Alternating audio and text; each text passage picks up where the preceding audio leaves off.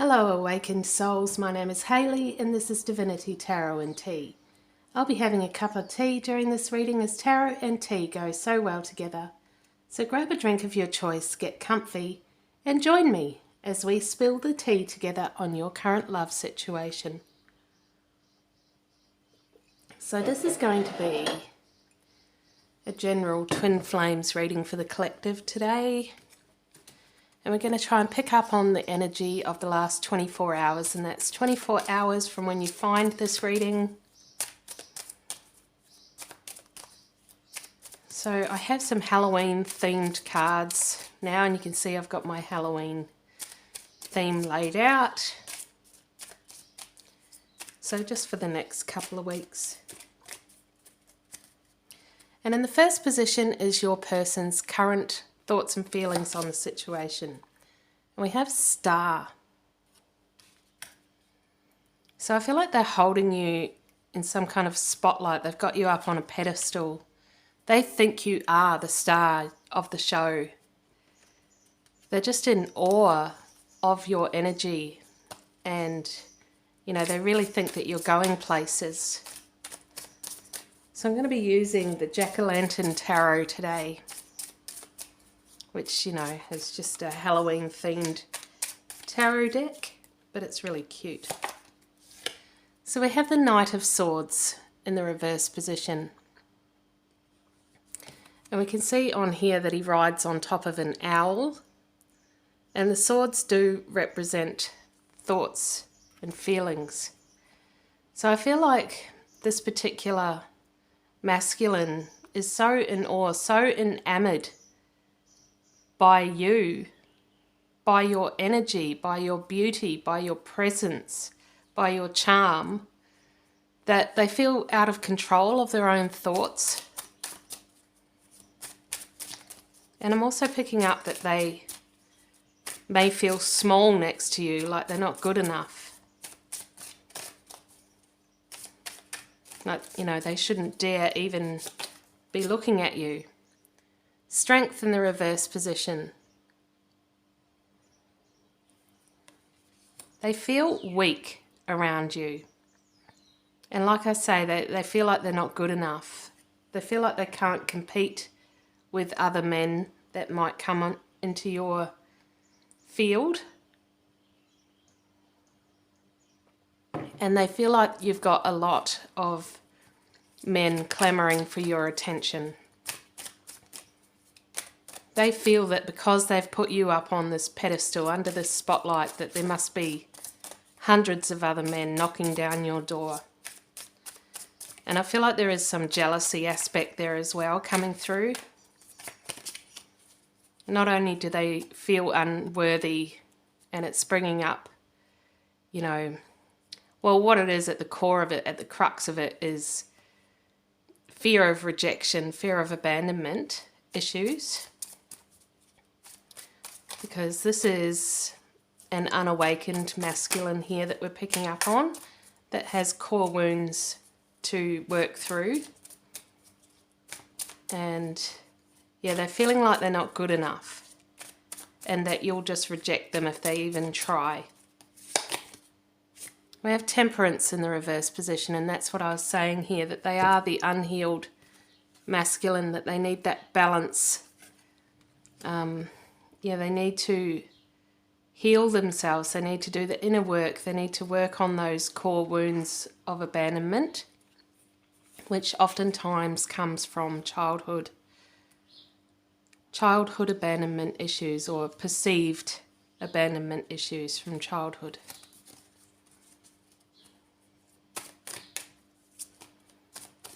So in the next position is any messages from Spirit, any blockages or obstacles or further energy going forward. We have Man. Yeah, so this is definitely the divine masculine, and yeah, I'm very much picking up that this is an unhealed masculine.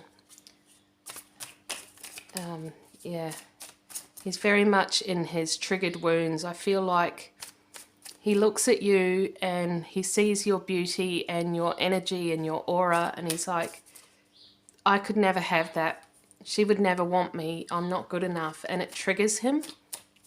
But the thing is, he's meant to be triggered so that we'll bring it to the surface so that he can heal it. We have the Empress in the reverse position. Yeah, he sees you as the Empress, but you're unattainable to him. And that's that self-confidence again, you know. I'm not good enough. She wouldn't want me. The Lover's in reverse. Yeah, he wants to be with you. He feels like this is a soulmate connection or something more. You know, he wants to try something out with you, but... Oh, and I just dropped that to the floor. That's how he feels. It's like, just push it away. It's never going to happen. Get it out of my mind. So he's actually trying to get those thoughts out of his mind. He's like, there's not even any point in thinking that way because it's never going to happen. So he's in denial as well. He's trying to push it down. He's trying to busy himself with other things, anything else to get you out of his mind. And we have the Hermit in the reverse position.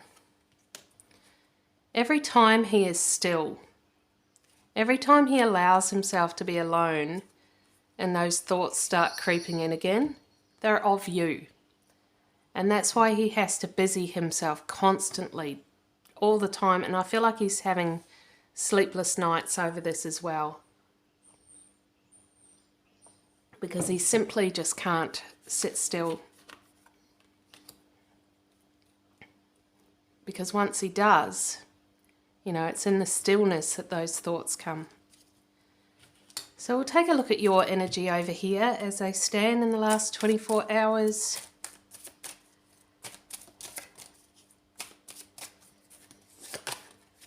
We have Heart.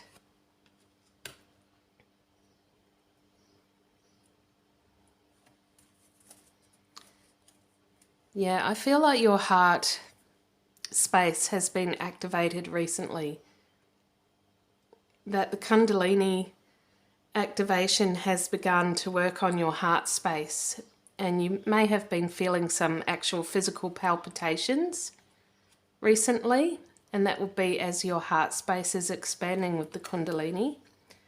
But please, if you do feel, you know, anything that you think is something medical, please go and seek medical attention. I am not a doctor and I can't say what it is from where you're sitting over there. But yeah, the Kundalini, when it goes through and activates the heart space, you will get palpitations, you will get throbbing in the heart space. You will feel a heaviness there. So I feel like that's what you're going through at the moment. So this is someone, you know, a little bit early on in the process. You've been through your soul awakening, but you're very early on. You know, your masculine hasn't awoken yet, and you're still going through the Kundalini activation here. We have the Three of Pentacles in the reverse position. This is a process, and it's going to be a long process for you. Think of yourself like an apprentice. So you're just starting out on this journey, this twin flame journey. You're going through your awakening. Your Kundalini has been activated. Everything's crazy, and you're in the stage of searching out readings to try and get information. So yeah, think of yourself in that way, that you are the student. That you are the student in this whole arena that is Earth. You are soul, and you are here to have an experience, and everything is happening for you, not to you. You know, one thing that was helpful for me, that put the understanding in my head, was something that I called lesson number 1. I've never heard that anywhere else, but I call it lesson number 1. and that is everything comes back to it being your fault. You know, it's like watching Scooby-Doo. You know how at the end of Scooby-Doo they take the mask off to reveal who was the one behind it all? Well, in every single episode of Scooby-Doo, it's going to be you under that mask from now on. Once you dig a little deeper, you're going to find out that it was you. It was your fault. So what I mean by that is, you know, you manifested all of this before you even got here, before you even incarnated into this life. You manifested all of this, the good and the bad. And yeah, because of that, because you are the creator, everything always comes down to you. So just keep that in mind. That's a seed for the future. You may not understand it now, but in time to come you will. And we have the Seven of Wands in the reverse position, and that's exactly what I just said there. The Seven of Wands. Yeah, everything at the end of the day is going to be your fault. Everything comes down to you. You're going to be like, you're going to try and blame everyone else. That's ego. When you're an ego, you try to blame everyone else. And it feels like you're beating them all off with a stick. But at the end of the day, it turns out it was you. You were the culprit all along, and not just through this journey, but right back from the start, you know. Why did that happen that way? Like, for example, you know, if you had a relationship in the past that went wrong, why did it go wrong? You know, have you denied your responsibility in this? Do you not understand that you manifested that to happen that way, that you learnt the lessons from that, that you were the benefactor of that, you know? So that's how it works. It's about breaking it down. And I've just had a card fall out on the floor. And it was the Ten of Wands. So the Ten of Wands is like a double entendre. So it's like you're taking on a burden, but is it really a burden or is it a blessing? Like, what looks to be a burden is for your benefit, you know. All the negatives turn out to be positive because you were the beneficiary of it. You were the one that learned the lessons from it. You were the one that can transmute that energy and turn it around for your ascension. So are you taking the weight of the world on your shoulders, or are you taking on the challenge? It's about perspective.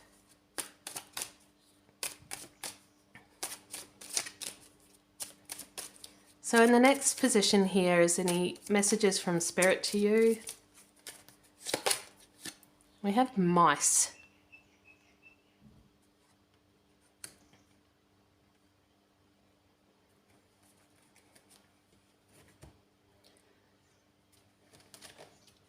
So when I think of mice, I think of pests.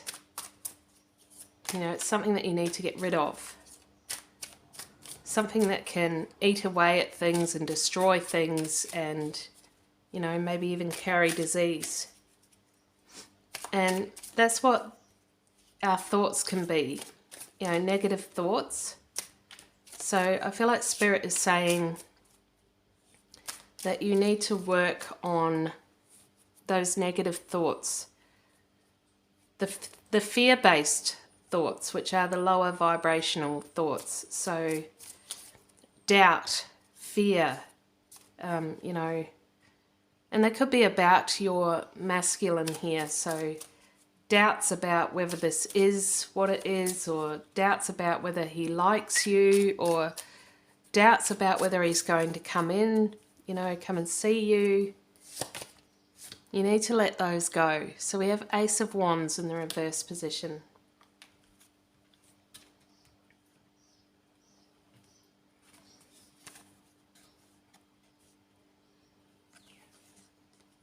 So it's interesting that this is like a skeleton with 3 heads here. I've never seen that before, so yeah, it's like things that are in the past need to be buried, but they need to be buried respectfully. You can't just push them down like your masculine is pushing down these thoughts, being in denial, denial, denial. No, it's not like that. It's more, give them a graceful funeral. So pay your respects to it. So you have to revisit those old traumas that are connected to your core wounds, those old painful memories that you've denied all this time. You need to give them a proper funeral. So what I mean by that is you need to acknowledge them and the feelings associated with them, the emotions associated with them, and your current day emotions that are associated with these old wounds. You need to acknowledge that you created this, that you are the creator, that you manifested both the good and the bad for your benefit. You need to forgive the people involved, including yourself. And you need to have gratitude for the experience. And then you lay it to rest and you leave it behind. That's how you give it a funeral. That's what you need to do. You need to revisit all of those painful wounds and give them a proper, respectful funeral.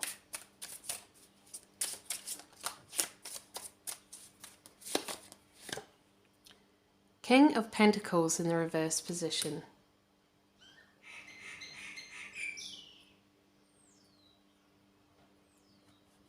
I feel like for some of you there was a father figure or a masculine family member that you have some deep wounds around. This was a very dominant masculine figure. And as painful as it is to revisit those memories, you need to go back and revisit them.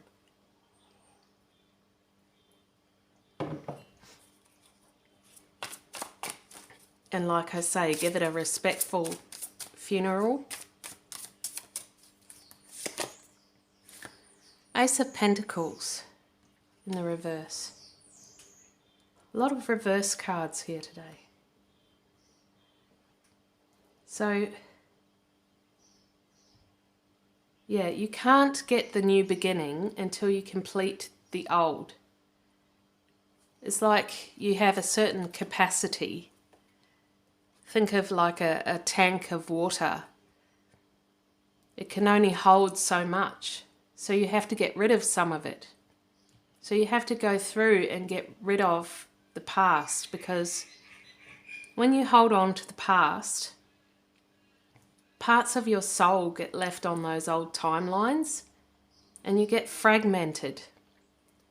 And you have to defrag, you have to call your soul back together, and the way to do that is to respectfully close out those painful memories. Give them all that respectful funeral. So we'll look at the middle card, which is mutual energy between the two of you. And we have child. Yeah, for both of you, this is about the wounded child and about having to go back and do that work, having to revisit those painful memories. There's a reason why you're both triggering each other and bringing these painful memories to the surface. It's because it's time to process them and put them to rest permanently. That's why I say funeral, because it's permanent.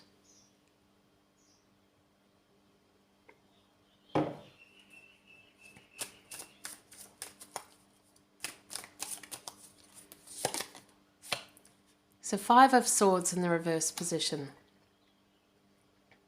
That painful energy, those painful memories. You can see here that the swords are piercing the jack-o'-lantern, which is like it's going through his head. And I'm reminded of, you know, the neural pathways in your brain. When you keep reliving an experience, particularly a painful experience because it stands out a lot, every time you relive it, you make those neural pathways stronger. And this is an actual physical occurrence in your brain. And it becomes easier for your brain to travel that pathway, to go down that road, to revisit those painful memories over and over again. But the good news is that you can undo it. You can undo it by stopping thinking about it. Once you put this to rest, then you can stop thinking about it.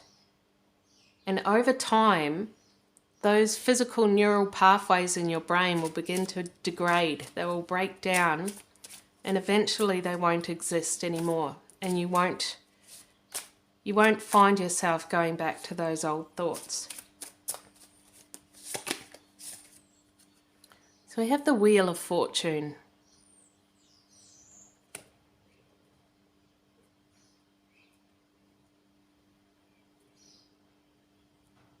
Yeah, and this is about cycles and phases, you know, closing out old phases, old cycles, so that new phases can begin, like I said with the Ace of Pentacles here. So in order to have this new start with your twin flame, you first need to finish out those old painful cycles. Lay them to rest with dignity.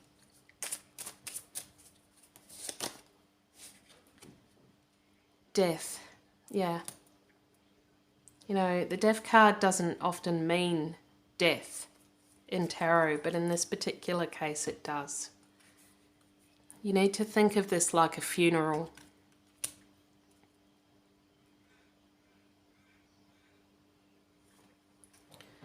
You need to give it a proper burial so that you won't revisit it.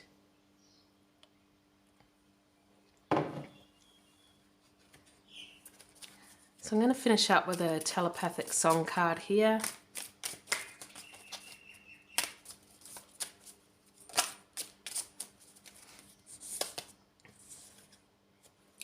Don't you forget about me, simple minds. And I feel like that is those memories that keep trotting down that neural pathway that you've created in your brain. And it's like, hey, look over here. Don't you forget about me. You got to think about me. You've got to revisit those painful wounds.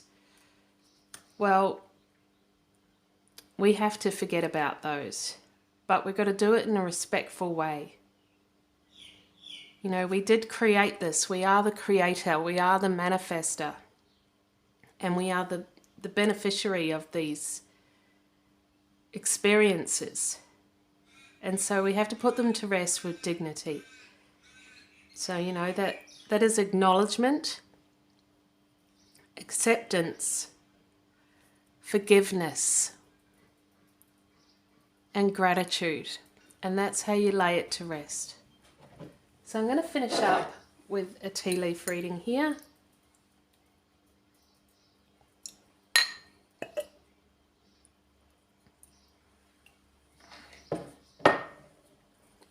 So we will look into the cup. And I can actually see like a ghosty demon kind of figure here. And that is your past haunting you. It's been haunting you and taunting you your whole life, and it's time to lay it to rest. And I can see like a block here. It's a square block. And that's you building those neural pathways, and it's time to smash down those blocks, but with dignity. I can see a whale in the bottom of the cup, And the whale lives in the ocean, and the ocean represents emotions, big emotions. And the ocean is huge, but the whale is big too, and the whale is king of the ocean. He's in control of those emotions. And that's what this process is about. It's about you regaining your control, regaining your power over your emotions, over your past. And it's all part of this beautiful, amazing twin flame journey that we're on. So I hope you enjoyed that reading, and if you did, please give it a thumbs up. Subscribe if you haven't done so already. Leave me a comment, and I send you all so much love and joy on your path. Take care now. Bye.